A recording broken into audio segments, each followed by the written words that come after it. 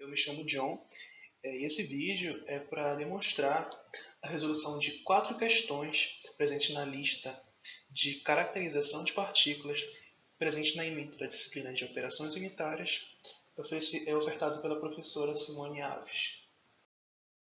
Nessa primeira questão, ela pede para refazer o exemplo 6.1 considerando-se os grãos Painson com uma amostra de 500 grãos, os quais apresentam formato de esferoide prolato, em que a média do raio menor é de 1,076 mm e a média do raio maior de 1,566 mm. No sentido de avaliar a massa da amostra, utilizou-se um cadinho de massa igual a 28,555 gramas, em que após a adição dos 500 gramas, acusou-se 31,268 gramas, com o objetivo de obter massa específica do Painson. Utilizou-se a técnica de piquinometria, lançando-se mão do piquinômetro de 50 ml e massa de 21,062 gramas. Ao enchê-lo com água a 29 graus, verificou-se que o recipiente acusou massa de 72,949 gramas, no sentido de avaliar o volume de água deslocado, em que está associado ao da amostra de interesse. Adicionaram-se os grãos, encontrando a massa de 73,090 gramas, a qual corresponde à massa do piquinômetro adicionada à de água e à de amostra. Essas aqui são as respostas da questão e agora a gente vai mostrar a resolução. Essa primeira questão ela foi feita utilizando o Wolfram. De primeira, ela pede a massa específica da água determinada através do piquinômetro, em que a gente consegue encontrar os valores de E e os valores de D, e aqui é o volume do piquinômetro. Daí é só jogar na fórmula da massa do piquinômetro, que vai ser igual a E menos D, e aí joga na massa da densidade, ou joga na fórmula da densidade, a gente vai ter a massa do piquinômetro dividido pelo volume do piquinômetro, a gente vai conseguir encontrar esse valor. Na letra B, ele pesa a massa de água deslocada. Nesse exemplo, temos que ter os valores de A, nós conhecemos os valores de C, os valores de B e os valores de F. Então é só jogar na fórmula do MP, que vai ser C menos B, que vai chegar nesse resultado aqui. Para calcular a massa de água, a gente utiliza o MP mais o E menos F, que vai chegar nesse valor aqui. Na letra C, ele pede a massa específica do Painson, determinada por piquinometria. Daí a gente utiliza o volume de água, que vai ser igual a massa de água dividido pela densidade de água, que vai ser igual a 2,48376. Para fazer a massa do Painson, densidade no caso, a gente vai usar a massa dele dividida pelo volume de água, que vai chegar nesse resultado aqui. Indo para o volume total de grãos, vai ser PP igual a V igual a H20, a gente vai ter esse valor aqui, e o valor de N0.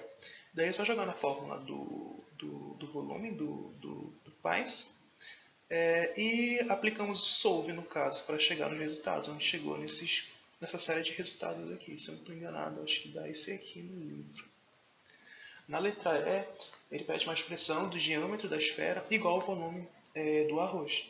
Então a gente usa a fórmula dP, do diâmetro, e daí a gente pode utilizar a fórmula do volume, do esferoide prolato, a gente pode substituir o dPe e o VPe. E aí vamos ter essa fórmula aqui. A letra F ele pede o valor do diâmetro da esfera de igual volume ao do arroz calculado pela expressão. Aí a gente precisa conhecer o A e o B. Então, a gente só faz aplicar isso na fórmula e chega nesse resultado aqui. Na letra G, ele pede uma expressão para o diâmetro da esfera que seja igual ao do grão de arroz. Então, a gente usa a fórmula do diâmetro, aí de novo usa a fórmula de superfície do esferoide prolato, e aí chega no resultado. Para fazer o diâmetro de esfera igual à superfície do grão de arroz, essa aqui a gente definiu no slide anterior, só acabei repetindo por erro. A gente vai conseguir chegar nessa fórmula aqui. Aí a gente vai chegar nesse valor. Aí para calcular o SP, vai dar esse valor, sendo que a gente vai ter que considerar isso aqui em radianos. Então a gente vai obter o dps igual a essa equação aqui. Para calcular o diâmetro da esfera de superfície de arroz calculado pela equação anterior, sabendo que o A é igual a esses valores, no caso vai repetir a mesma coisa, utilizando a fórmula, só que no caso vai diferenciar pelos valores de A e B. E ele vai chegar nesse valor aqui. Na letra I, vai ser calculado a esfericidade do grão, e aí só jogar na fórmula da esfera e vamos chegar no valor igual a 1. Bom, nessa segunda questão, ele pede para determinar o valor do diâmetro de Sauter para uma amostra de areia em massa igual a 106,47 gramas, que apresentou a análise granulométrica apresentada na tabela 2. Então uma coluna mesh e a massa retida. Bom, indo para a questão, essa é a questão mais simples da lista. Ela dá os valores mesh, como eu disse anteriormente, e ela dá o D- e D+, a massa retida. Esses D- e D+, vocês são tabelados, então esses dados aqui são encontrados numa tabela. E podemos calcular então o diâmetro somando esses dois e dividindo por 2. Onde é calculado a fração mássica através da... Na verdade, essa tabela aqui a gente calcula a fração mássica, onde ela é calculada através da massa dividida pela massa total, onde as somadas têm que dar igual a 1, como vocês podem ver aqui. Então, dentro da fórmula do diâmetro de Sauter tem esse xi igual a di. Daí é só jogar na fórmula que obtemos o valor de dps. O valor está grande aqui porque as unidades são diferentes. A unidade que está aqui é em micrômetros. Nessa outra questão, ele fala que tem 32 gramas de amostra de café solúvel de formato esférico e de massa igual a 1,5 gramas por centímetro cúbico, apresentam a análise granulométrica indicada na tabela 3. Ele pede a distribuição granulométrica, a distribuição de frequência, o modelo mais apropriado é o diâmetro médio de Sauter e o diâmetro médio de Sauter aplicando pelo modelo de distribuição. Aí, de novo, como no exemplo anterior, ele dá a tabela mesh e dá as massas. Nesse exemplo já vai ser resolvido muito parecido como foi feito no exemplo anterior, onde de novo ele vai ter a tabela mesh e vai dar a massa.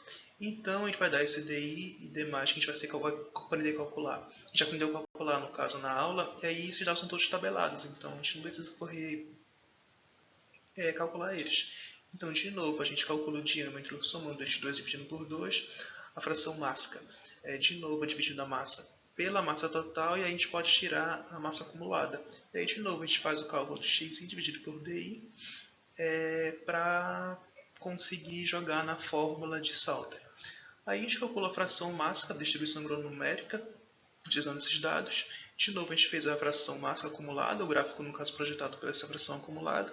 E aí a gente fez o cálculo através da fórmula de Sauter, utilizando com fundo e sem fundo. E aí o valor no livro ele considera o valor sem fundo. De novo, o valor de lá está em uma unidade diferente, aqui está em micrômetros. Chega no resultado igual. Daí para fazer o do modelo, esses dados são todos tabelados e a gente consegue calcular o diâmetro. Daí para concluirmos a questão,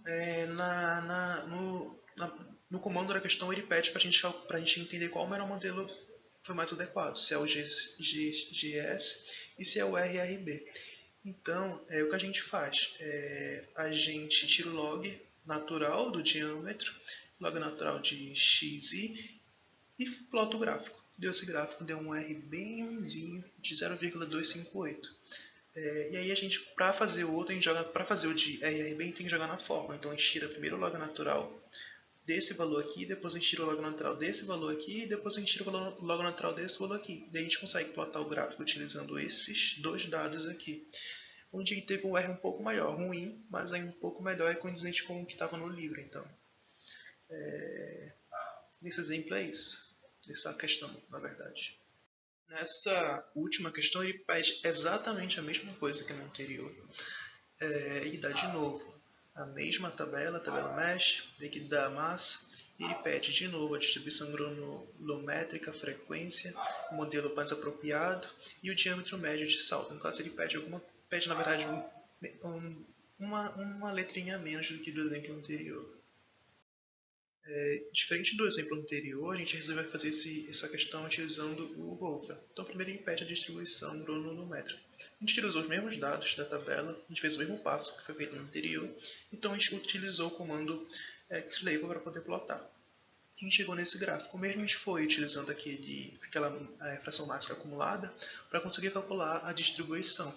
E para fazer o diâmetro médio de Salter, a gente pegou de novo, que isso está salvando as massas no caso, e a gente aplica na fórmula ΔX1, que vai ser de novo a massa sobre a massa total, para a gente conseguir chegar nesses valores. No caso, a gente faz para todos esses valores. E depois, para a gente ter o diâmetro, a gente faz a mesma coisa que a gente fez na questão anterior. A gente pegou o D- e D+, e dividiu por 2 para conseguir chegar no diâmetro. Então, isso foi jogar na fórmula e ele vai chegar nesse valor aqui, que é condizente com o valor encontrado no livro. Então, para fazer o cálculo do modelo, de novo, a gente vai utilizar essas equações, que são as mesmas que a gente encontrou na equação, tá? Só que está fazendo um somatório aqui. E aí a gente joga na fórmula. Essa fórmula está disponibilizada no livro. E isso que é a fórmula para conseguir encontrar o RR pelo gráfico RRB. Então a gente faz isso para todos os comandos, para até que a gente vai conseguir chegar nessa tabela. Dessa tabela a gente vai conseguir plotar o gráfico, onde a gente vai conseguir chegar nessa equação aqui. E é isso. Eu termino essa lista por aqui. Isso aqui é o gráfico. E obrigado pela sua atenção.